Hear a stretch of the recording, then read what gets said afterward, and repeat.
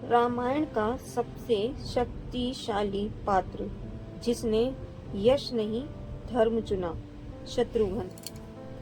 रामायण से जहां श्री राम, लक्ष्मण और भरत की भूमिकाएं विस्तार से बताई गई हैं, वहीं शत्रुघ्न की व्याख्या कम है, जबकि उनका योगदान अत्यंत महत्वपूर्ण है। शत्रुघ्न न केवल एक त्यागी, संयमी और निष्ठावान भाई थे, बल्कि उन्होंने एक ऐसा कार्य किया था जो रघुकुल की रक्षा और धर्म की स्थापना के लिए आवश्यक था।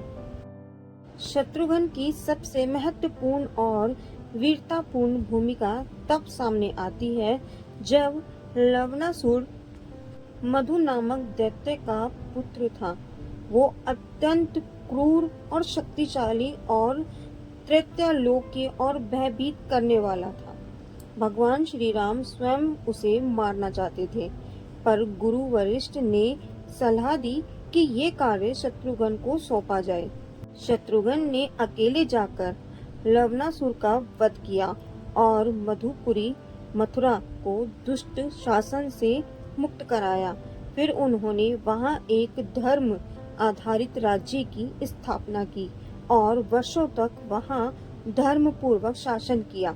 जिस प्रकार लक्ष्मण हमेशा श्री राम की सेवा में उनकी परछाई बनकर रहे, ठीक वैसे ही शत्रुघ्न ने हमेशा भरत की सेवा में रहना पसंद किया। जब भरत तपस्वी जीवन जीते हुए नंदीग्राम में रह रहे थे, तो शत्रुघ्न ने उनका साथ नहीं छोड़ा।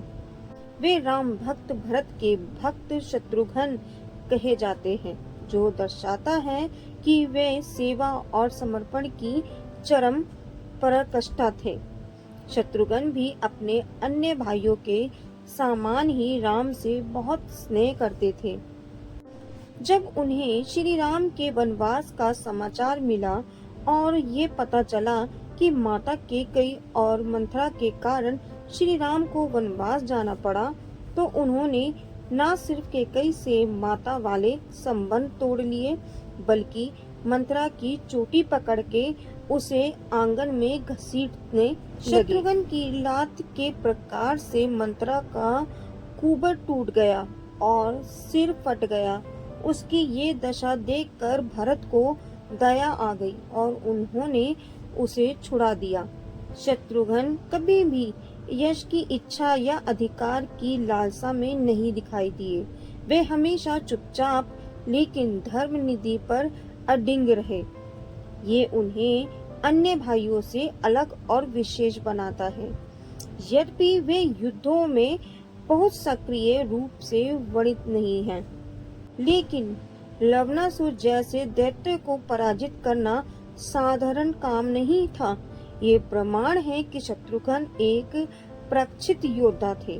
उन्होंने स्वयं जीवन में वीरता का छिपा कर रखा है।